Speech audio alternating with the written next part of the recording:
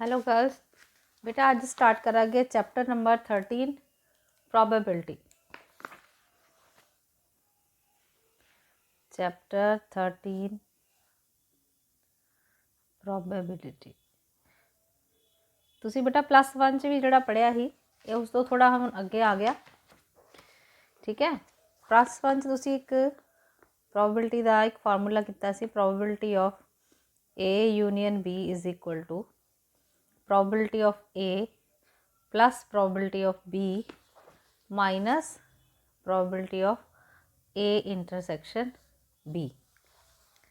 ठीक है, तो ये होर तुसी फार्मूले किते सीगे।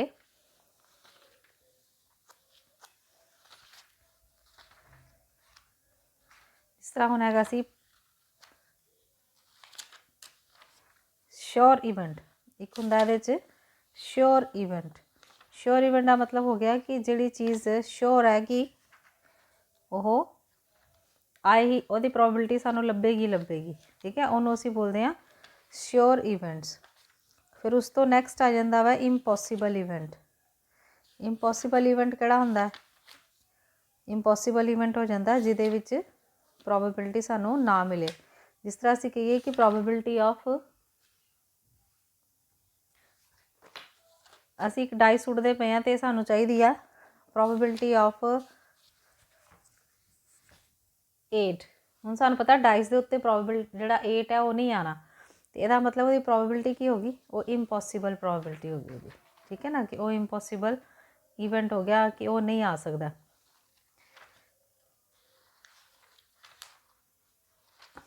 ਤੇ ਅੱਜ ਅਸੀਂ ਕਰਾਂਗੇ ਬੇਟੇ conditional probability. Conditional probability, conditional probability है कि यानी कि जिहदे कोई ना कोई कंडीशन जिहड़ी है नाल गिवन दित्ती होएगी। जिहड़ी कंडीशन गिवन है, ठीक है, वो असी ਉਹਦੇ ਨਾਲ डिवाइड करांगे। जिस तरह कि ਇਹਦੇ कंडीशनल प्रोबेबिलिटी च फार्मूला लगेगा with the probability of E/F।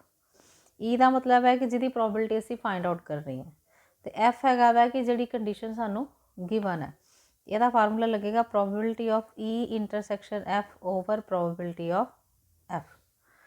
ठीक है, यह एको फार्मूला जिहड़ा कंडीशनल प्रोबेबिलिटी का वै यह असी यूज़ करना है।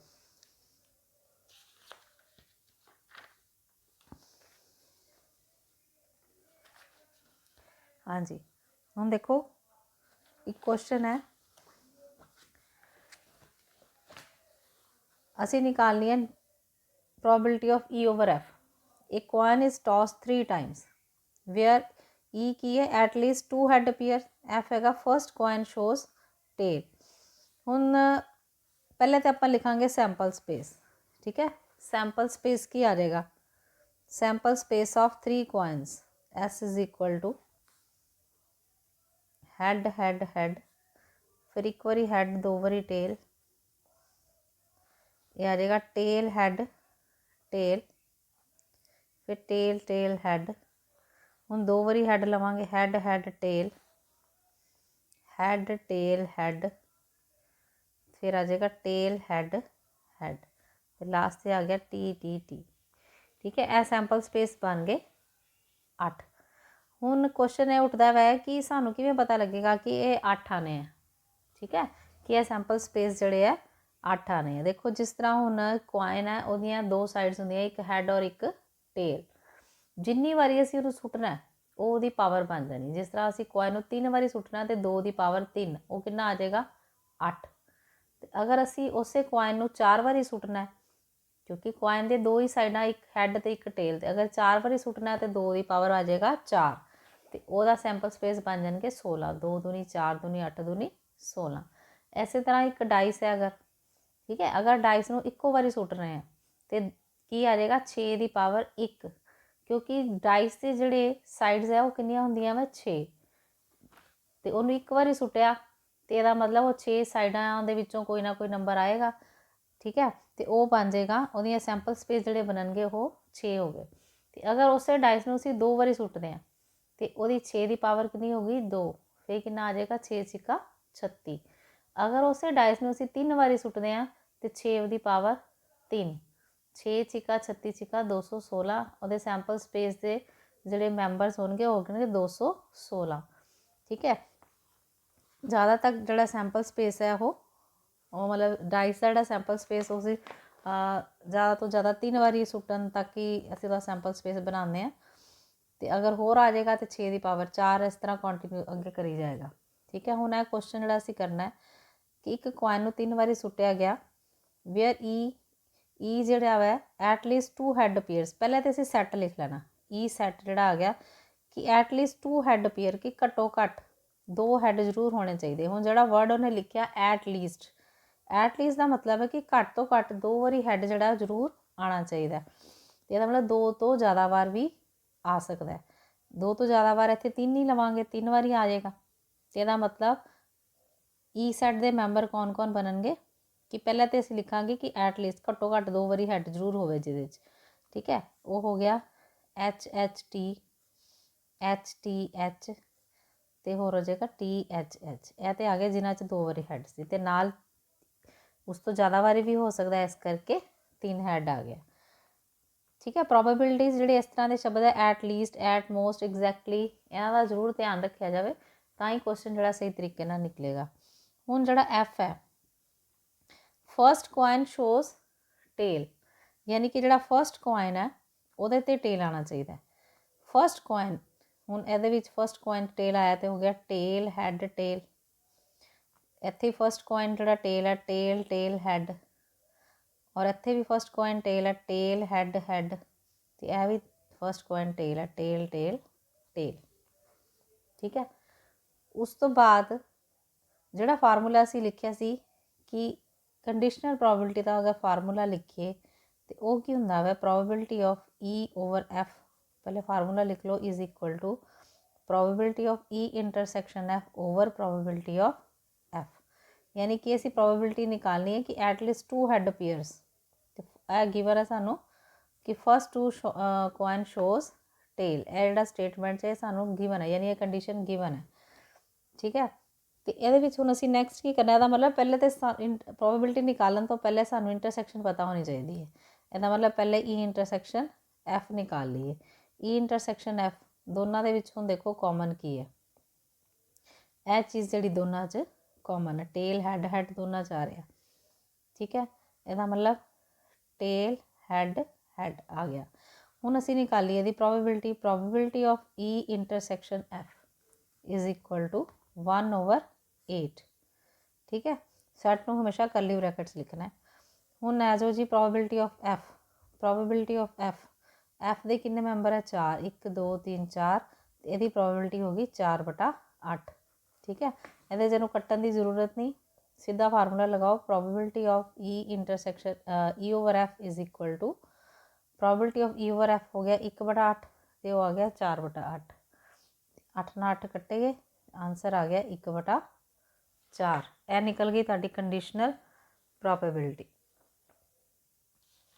ये एक गल का की ध्यान रखना है कि प्रोबेबिलिटी ऑफ F जी 0 नहीं होनी चाहिए। अगर वो 0 होगी तो फिर यह सारा की बन जाना इनफिनिटी, नीचे 0 नहीं आना चाहिए। ठीक है, नैक्सट देखो एग्जाम्पल है, next example number 2। Example number 2 है, A family has 2 children. A family has 2 children. What is the probability? What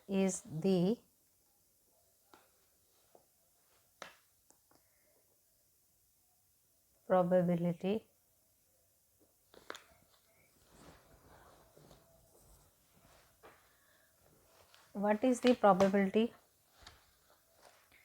that both the children are boys? That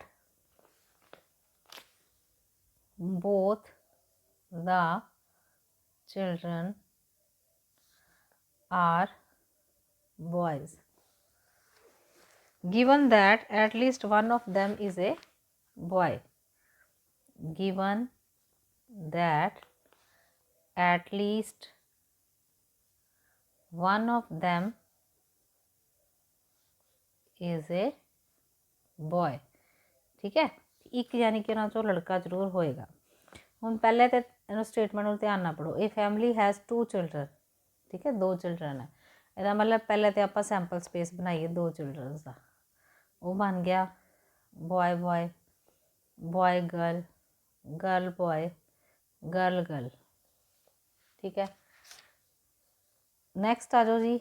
what is the probability that both the children are boys. ਇਹਦਾ मतलब दोनों ਜਿਹੜੇ ਬੱਚੇ ਉਹ boys है। ਇਹਦਾ मतलब ਅਸੀਂ ਉਹਨੂੰ ਮੰਨ ਲੈਂਦੇ ਹਾਂ ਸੈਟ ए ਮੰਨ ਲੈਂਦੇ ਹਾਂ। ठीक है, ए सैट की है कि both children are boys, both are boys. ठीक है, यह सैट जड़ा ए सैट में मान लिया कि जिहदे च बोथ आर बॉयज़ है, वो आ गया B B. Next B set जड़ा वै उहदे च at least one of them is a boy. At least one of them is a boy. दोनों चों एक जड़ा वै वो बॉय है। तो ਉਹਦਾ सैट की बन जाएगा, ਇਹਦਾ मतलब घट्टो घट एटलीस्ट का मतलब घट्टो घट एक लड़का हैगा। तो ਇਹਦਾ मतलब 2 लड़के भी हो सकते हैं। ਇਹਦਾ मतलब बॉय बॉय भी आ सकता है, बॉय गर्ल भी आ सकता है, गर्ल बॉय भी आ सकता है। तो हुण आपां हुण चैक करना कि इत्थे किवें कंडीशन पता लगेगा कि कंडीशनल प्रोबेबिलिटी लगनी है। उन्हें लिखिया what is the probability that both the children are boys. ठीक है, A given that, A given दिता हुआ सानू कि given that at least one of them is a boy, यानी कि कंडीशन गिवन है। इसका मतलब इतने कंडीशनल प्रोबेबिलिटी लगेगी। जिहड़ी चीज़ असीं निकालनी है उपर रखनी है। निकालना की कि both the children are boys. तो इसका मतलब असीं निकालांगे probability of A over B जड़ा असीं निकालना है। तो पहले इसका फार्मूला लिख लो, probability of A intersection B over probability of B. इसका मतलब तो पता लग गया सानू कि सानू ए इंटरसैक्शन बी जड़ा वो चाहिए। ए इंटरसैक्शन बी निकाल लो, ए इंटरसैक्शन बी आ गया कॉमन बी बी। तो यदा मतलब probability of A intersection B की आ गई 1/4। हूँ probability of B, probability of B ये 3 एलीमेंट है तो बन गई 3/4। ठीक है, हूँ असी निकाल सकते हैं probability of A over B is equal to 1/4 over 3/4। 4 ना 4 कैंसल हो गया, आंसर आ गया 1/3। ठीक है, ऐसे तरह NCERT की example number 3, example number 3, 10 cards number 1 to 10 are placed in a box. ठीक है, 10 कार्ड्स है, 10 cards number 1 to 10 are placed in a box. Mixed up thoroughly, इन्हों मिक्स किया गया, mixed up thoroughly, and then one card is drawn randomly, one card is drawn randomly। randomly का मतलब कि अचानक जड़ा उन्हें एक कार्ड चुक लिया तो उहदे चों कोई कुछ भी हो सकता है। if it is known that the number on the drawn card is more than 3, यह चीज़ उन्हें लिखता है ना गिवन दैट, इसका मतलब एक की होगी कंडीशन। ठीक है, ए गिवन है कंडीशन सन। What is the probability that it is an even number, कि प्रोबेबिलिटी है कि वो ईवन नंबर होएगा। ठीक है ना, पहले तो हम जो सैंपल स्पेस है 10 कार्ड्स है, मतलब सैंपल स्पेस तो सीधा हो गया ना 1 2 3 4 5 6 7 8 9 ते 10, 10 कार्ड आ गए सैंपल स्पेस। फिर उस तो बाद उन्हें क्या है, then one card is drawn randomly if it is known that number on the drawn card is more than 3। इन्हों सपोज कर लिया कि लैट ए सैट जिहड़ा वो की है मोर दैन 3 जिहदे च की आ रहा मोर दैन 3 नंबरस है वो किहड़े आएंगे 4 5 6 7 8 9 ते 10 ठीक है। तो इस तरह बी जिहड़ा है वो सैट की निकालना आपां that it is an even numbers B set च आपां लै रहे हैं ईवन नंबर हो गए 2 4 6 8 ते 10 हूँ कंडीशनल प्रोबेबिलिटी लगनी इस करके ए इंटरसैक्शन बी निकाल लीए ए इंटरसैक्शन बी तुहानूं पता कि ईवन नंबर लवांगे पर इहदे 2 जिहड़ा नहीं आएगा वो आ गया 4 6 8 ते 10 यही कॉमन आने 4 6 8 10 कॉमन आ गया। हुण फार्मूला लिखो पहले तो कि निकालना की आपां गिवन सानू हैगा why it is if it is known मतलब असीं जानदे that the number on the drawn card is more than 3 कि कार्ड जिहड़ा वै वो मोर दैन 3 है यानी कि वो सानू गिवन है तो निकालना की है what is the probability that it is an even number ठीक है। ऐसी चीज़ फाइंड आउट करनी जी फाइंड आउट करनी है उन्होंने उपर रखना है मतलब बी उपर आ गया B over A that is equal to probability of B intersection A या ए इंटरसैक्शन बी इक्को गल है ठीक है ना सेम क्योंकि बी इंटरसैक्शन लवांगे तो भी वही कॉमन एलीमेंट आने हैं जोड़े ए इंटरसैक्शन बी आए थे तो सेम थिंग है ठीक है that is equal to also B intersection A. हुण इहदी प्रोबेबिलिटी बी इंटरसैक्शन ए कितने एलीमेंट है 1 2 3 4 इहदा मतलब इहदी प्रोबेबिलिटी होगी 4/10 तो इहदी प्रोबेबिलिटी ऑफ ए सैट ए कितने एलीमेंट है 1 2 3 4 5 6 7 तो हो गए 7/10 10 ना 10 कैंसल हो गया तो आंसर आ गया 4/7 ठीक है ये आंसर आ गया। नेक्स्ट देखो example number 4 in a school there are 1000 students in a school there are 1000 students out of which 430 are girls ਇਹਦਾ मतलब 430 गर्ल्स है तो ਜਿਹੜੇ बाकी बच गए वो की हो गए बॉयज़ 570 ठीक है। It is known that out of 430 10% of the girls study in class 12th ठीक है 12th क्लास के स्टूडेंट है ठीक है। what is the probability that a student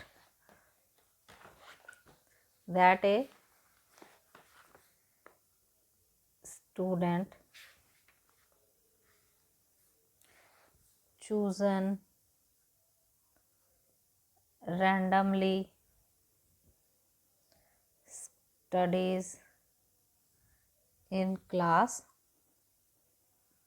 12th given that the chosen student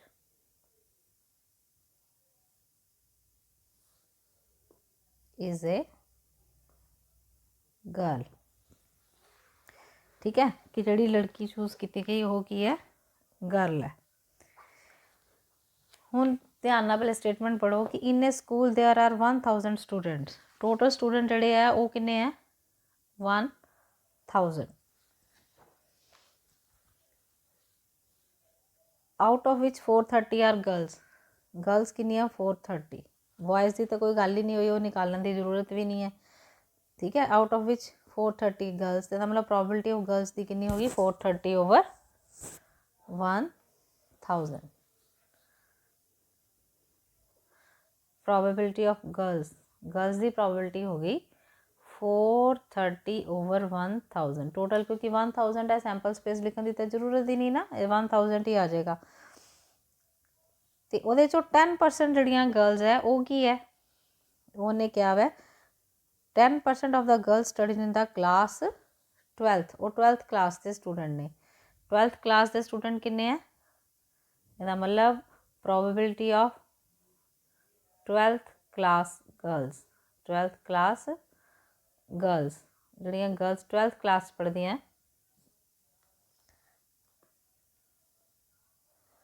ਉਹ ਕਿਹੜੀ ਕਲਾਸ ਹੈਗੀਆਂ ਮੈਂ 10% of 430, 10% of 430 over 1000.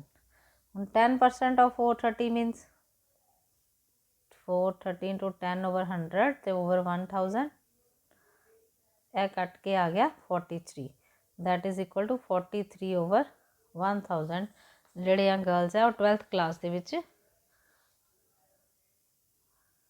ਪੜ੍ਹਦੀਆਂ, ਠੀਕ ਹੈ ਨਾ। ਤੇ ਉਹੀ ਇੰਟਰਸੈਕਸ਼ਨ ਤੇ ਇਹ ਜਿਹੜੇ ਇੰਟਰਸੈਕਸ਼ਨ ਨਿਕਾਲਾਂਗੇ, ਇਹ ਮੰਨ ਲਓ ਇਹਦਾ ਨਾਮ ਅਸੀਂ ਰੱਖ ਦਿੱਤਾ ਵਾ ਟੀ ਰੱਖ ਦਿਓ, 12th ਕਲਾਸ ਹੈ ਤੇ ਪ੍ਰੋਬੇਬਿਲਿਟੀ ਆਫ ਜੀ ਇੰਟਰਸੈਕਸ਼ਨ ਟੀ ਉਹ ਤਾਂ 43 over 1000 ਹੀ ਆ ਜਾਏਗਾ ਨਾ, ਕਿਉਂਕਿ ਉਹ ਸੇਮ ਹੀ ਗਰਲਸ ਜਿਹੜੀਆਂ 12th ਕਲਾਸ ਦੀਆਂ ਸੇਮ ਹੀ ਉਹ ਗਰਲਸ ਨੇ, ਠੀਕ ਹੈ ਨਾ, ਉਹ ਸੇਮ ਹੀ ਆ ਜਾਏਗਾ, ਇਸ ਕਰਕੇ 43 over 1000 ਹੀ ਆ ਜਾਣਾ। ਤੇ ਹੁਣ ਅਸੀਂ ਨਿਕਾਲਣਾ ਕੀ ਹੈ, ਉਹਨੇ ਕਿਹਾ what is the probability that the student chosen randomly studies in the class 12th given that the chosen student is a girl। ਇਹ ਨਿਕਾਲਾਂਗੇ ਅਸੀਂ probability of ਕੀ given ਹੈ ਕਿ ਜਿਹੜੀ chosen student ਆ ਉਹ ਕੀ ਹੈ ਗਰਲ ਹੈ, ਕਿ ਉਹ ਕਲਾਸ 12th ਦੇ ਵਿੱਚ ਪੜ੍ਹਦੀ ਹੈ। ਇਹਦਾ ਮਤਲਬ T over G, T over G यानी कि कितना आ गया 43 over 1000 over 430 over 1000, 1000 ना 1000 कैंसिल हो गया, ये आ गया 43 over 430 कट के आ गया 10, 1 over 10 यानी कि 0.1 आंसर ये आ गया 0.1। नेक्स्ट देखो, next example number 5, a die is thrown 3 times, a die is thrown 3 times, event A and B are defined as below, events A and B are defined as below,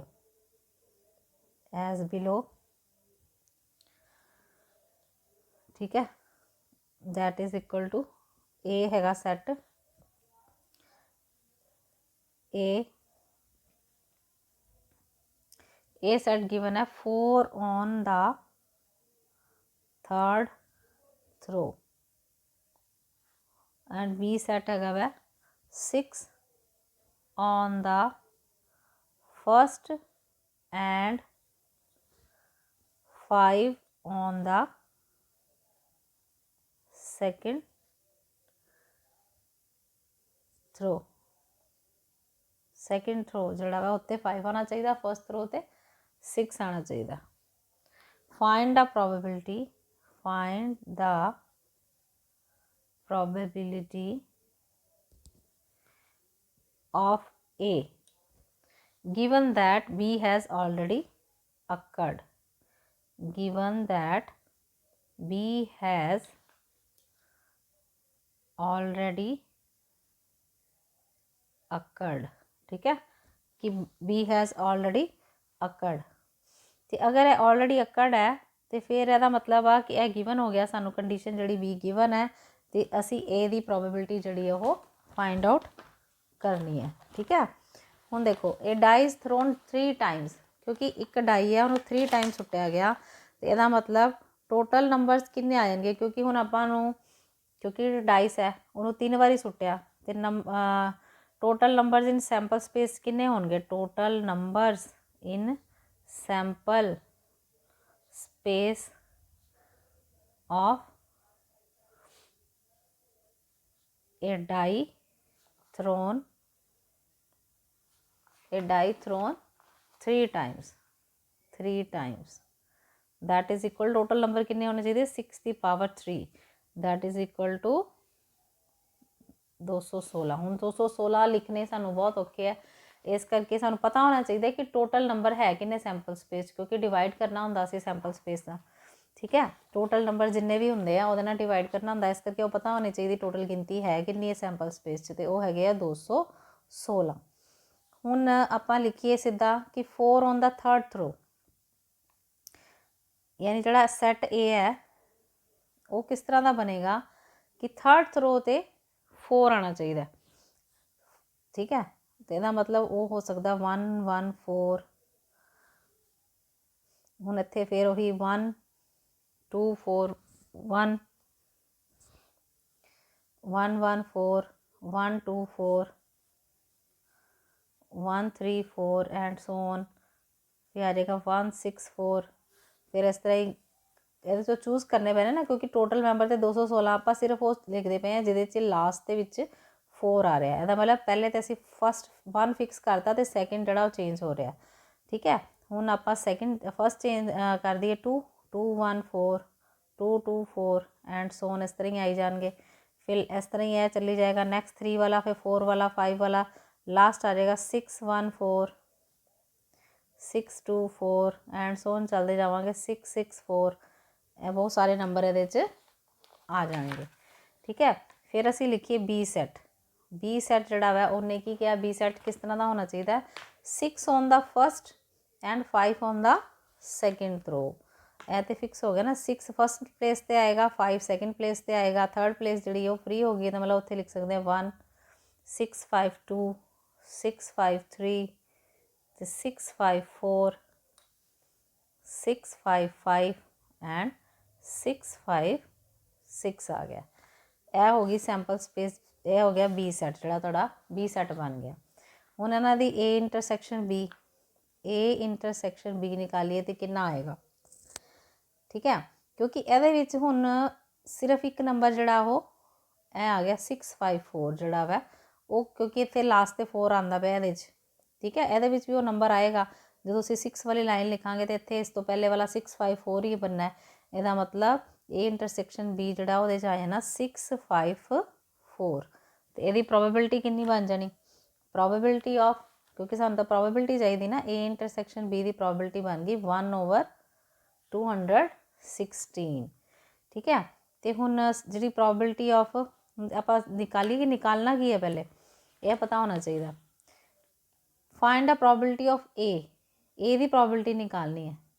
यदा मतलब A ऊपर आएगा, given that B has already occurred, यानी B condition given है वो नीचे आएगी, A over B. यदा फार्मूला बन गया probability of A intersection B over probability of B. यदा मतलब ए की प्रोबेबिलिटी निकालने की जरूरत नहीं है। ठीक है, बी की प्रोबेबिलिटी सानू चाहिए है, तो प्रोबेबिलिटी ऑफ बी कितनी आ जाएगी, ये 6 एलीमेंट्स ही आएंगे, तो वो हो जाएगा 6/216। ठीक है, यदा हुण आंसर निकालिए 1/216, तो सारे का बटा हो जाएगा 6/216। तो ट्राई की करना जो सेंटर वाला बटा होंगे वो अगे इक्वल टू का निशान लगाओगे तो सवाल गलत नहीं होएगा। 216 ना 216 कैंसल हो गए, तो आंसर आ गया 1/6, 1/6 आंसर आ गया। नेक्स्ट देखो,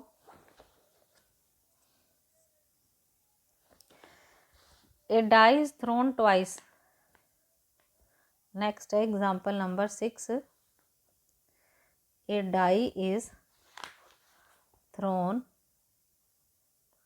ट्वाइस, मतलब 2 बारी डाई जी सुट्टी गई, and the sum of the numbers appearing is observed to be 6। कि जो सम है उन्होंने दोनों डाइस का जो सम है वो 6 आना चाहिए। ठीक है, जो 2 बारी सुट्टी तो जोड़ा भी उन्होंने उपर सम आएगा वो 6 आना चाहिए जोड़न तो बाद, जिस तरह 1 5 4 2 4 इस तरह नंबर जिन्होंने जोड़ 6 आ जाए। वट इज़ दी कंडीशनल, उन्हें वर्ड लिख ही दिता कि असी कड़ी लगानी है, conditional probability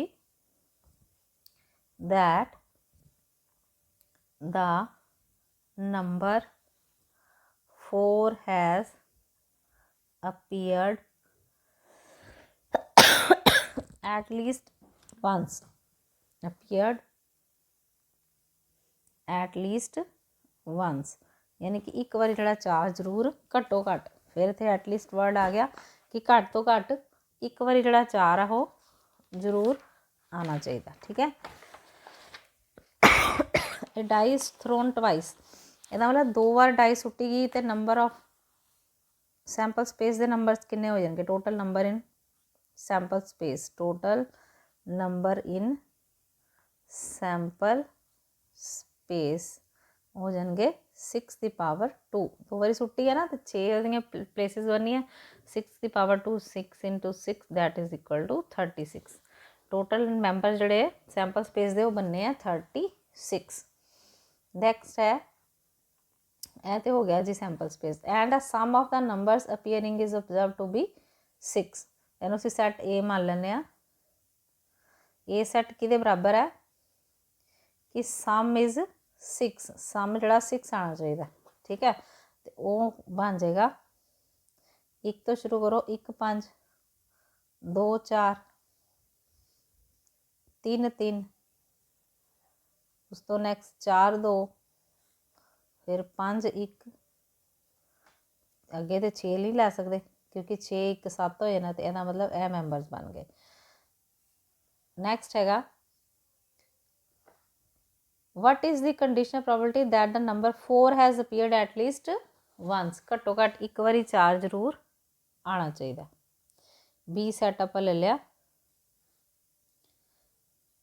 number 4 has appeared at least once, एक बारी जरूर 4 जड़ा आना चाहिए। तो वह बी सैट का मतलब मैंबर किहड़े बन जाएंगे 1 4 2 4 3 4 5 4 6 4 1 4 4 4 4 भी आना ही 4 4 5 4 6 4। नैक्सट आ जाएगा 4 1 4 2 4 3, 4 4 आप लै चुके हैं, तो आ जाएगा इतने मतलब आप 1 4 2 4 4 3 तो 4 4 आप लै लिया, फिर आ जाएगा 4 5 तो 4 6, 4 जोड़ा दो बारी रिपीट हो गया 4 4, वो असी इक्को बारी लिखिया। ठीक है, रिपीट दो बारी होया पर लिखिया असी इक्को बारी। हुण ए इंटरसैक्शन बी भी ले लीए, ए इंटरसैक्शन बी किहड़े एलीमेंट आएंगे जिन्हां च 4 अपीयर हो रहा, तो हो गया 2 4 तो 4 2। ठीक है, ये आ गया। क्वेश्चन की है, क्वेश्चन है तुहाडा उन्हें लिखी दिता कि what is the conditional probability निकालनी आपां। What is the conditional probability that the number 4 has appeared at least once? Number 4 has appeared at least once, ਇਹਦਾ मतलब ਅਸੀਂ ਨਿਕਾਲਾਂਗੇ E over A over B over A, probability of B over A, क्योंकि B जड़ा है यही number है ना, यही निकालनी है आप कंडीशनल प्रोबेबिलिटी निकालते हैं। That 4 has appeared at least once, 4 as B set 4 आ। ठीक है, तो यह गिवन हो गया सानू, the sum of the number observe to be 6 जड़ा वो गिवन हो गया। यह लग गया A intersection B over probability of A. Probability of हुण A intersection B, A intersection B किन्ने एलीमेंट है 2, ये बन गया 2 बटा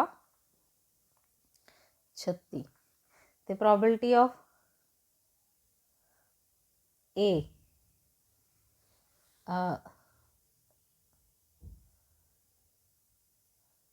प्रोबेबिलिटी ऑफ ए च किन्ने एलीमेंट है, ए च एलीमेंट गिनो 1 2 3 4 तो 5, वो बन गया 5 बटा 36। तो 36 ने 36 कट्टे गए, आंसर आ गया 2 बटा 5, आ गया 2 बटा 5। नैक्सट देखो example number 7। Consider the experiment of tossing a coin. consider the experiment of tossing a coin. If the coin shows head, toss it again. But if it shows tail, then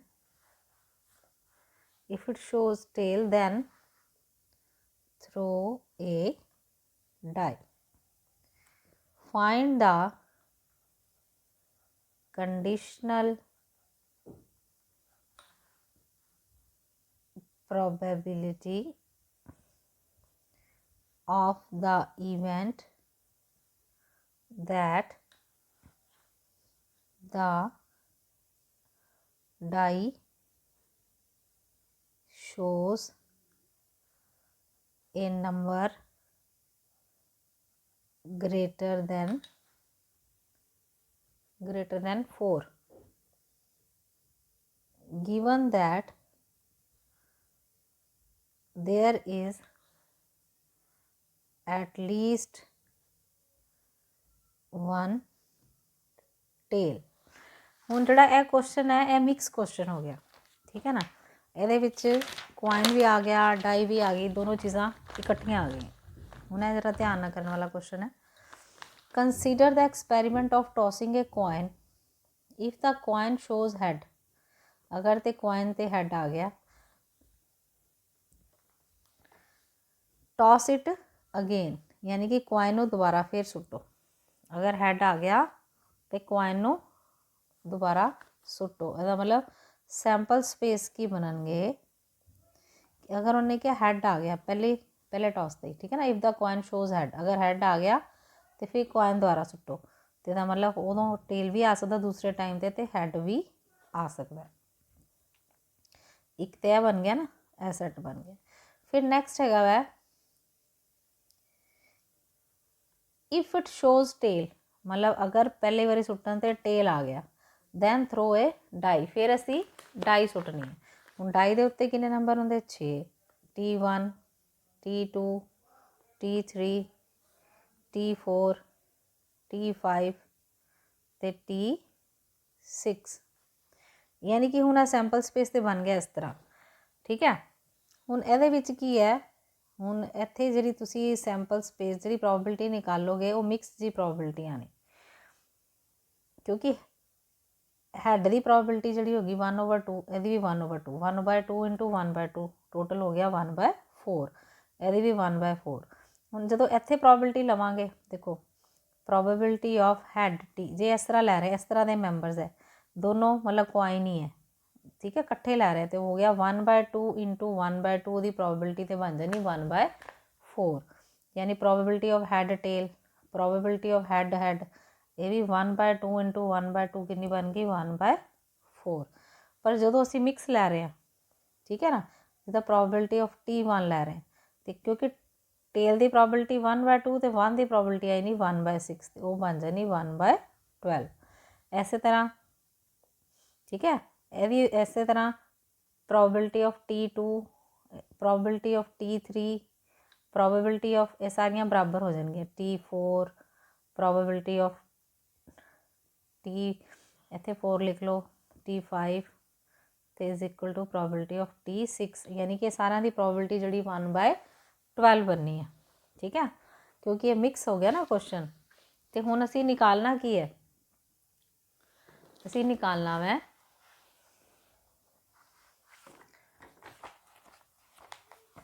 हाँ जी, पहला तो असी सैंपल स्पेस बना लिया जिस तरह उन्हें कहा सी।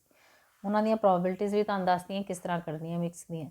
Find a conditional probability of the event that the die shows a number greater than 4। Die shows a number greater than 4, इसका मतलब असी ले लीए पहले सैट ए, ये की है ए नंबर, यानी कि die shows a number greater than 4, इसका मतलब वो की आ जाएगा फिर T5 तो 6 दो ही एलीमेंट्स आने ना T5 ते T6 ए सैट यानी कि तुहाडा यह बन गया।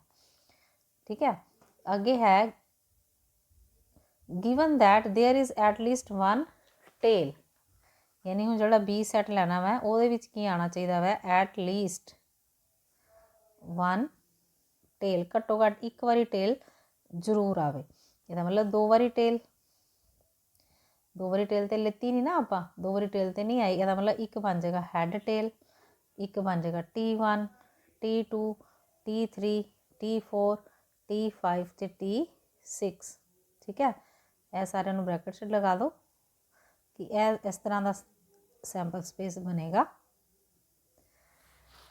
ये आ जाएगा बी सैट तो हुण आपां नूं ए इंटरसैक्शन बी भी चाहिए है ए इंटरसैक्शन बी किहड़े एलीमेंट आ गए वही आ गए T5 ते T6 T5 ते T6 आ गए ए इंटरसैक्शन बी के एलीमेंट्स आ गए हुण इन्हां दी प्रोबेबिलिटी भी चाहिए है सानूं probability of A intersection B हुण आपां कड्ढियां ही सारियां प्रोबेबिलिटीज़ T5 की प्रोबेबिलिटी कितनी है 1/12 तो उहदी भी 1/12 1/12 प्लस 1/12 क्योंकि दोनों की कटनी पैनी ना तो वह बन गया 2/12 यानी कि कट के आ गया 1/6 हुण आपां देखिए की चीज़ चाहिए ए चाहिए नीचे कि बी चाहिए ठीक है हुण पहले आप फार्मूला लगाइए कि चाहिए की है find the conditional probability of the event that the a die shows a number greater than 4 यानी कि आप फाइंड आउट करना है तो given that there is at least one tail जोड़ा है वह गिवन है यदा मतलब वह नीचे लवांगे वो आ गया A ओवर B यदा मतलब एक सानू चाहिए probability of B A intersection B असी फाइंड आउट कर चुके हैं तो प्रोबेबिलिटी ऑफ B जी असी फाइंड आउट कर लाँगे तो प्रोबेबिलिटी ऑफ B कितनी आ जाएगी probability of B is equal to हुण हैड टेल की प्रोबेबिलिटी कितनी है वो आप निकाली सी 1/4 हैड टेल की प्रोबेबिलिटी है 1/4 अगे 1/12 यह सारे की 1/12 कितनी बारी आना 1 2 3 4 5 6 बारी आना 1/12 यानी 6 गुना 1/12 ठीक है इस तरह भी लिख सकते ना कि 6 टाइम आना है या फिर 1/12 6 बारी प्लस करांगे 6 कम 6 दूनी 12 ये आ गया 1/4 जमा 1/2 LCM आ गया 4 1 जमा 2 ये आ गई 3/4 तो हुण फार्मूला लगा दो probability of A over B is equal to A intersection कड्ढी आप इंटरसैक्शन B की 1/6/3/4 ठीक है यह हुण आ जाएगा 1/6 गुना 4/3 ठीक है 2 दूनी 4 2 दिए 6 दैट इज़ इक्वल टू 2/9 यह आंसर आ गया और बहुत ईजी क्वेश्चन है कंडीशनल प्रोबेबिलिटी इनू ध्यान ना कर लेना।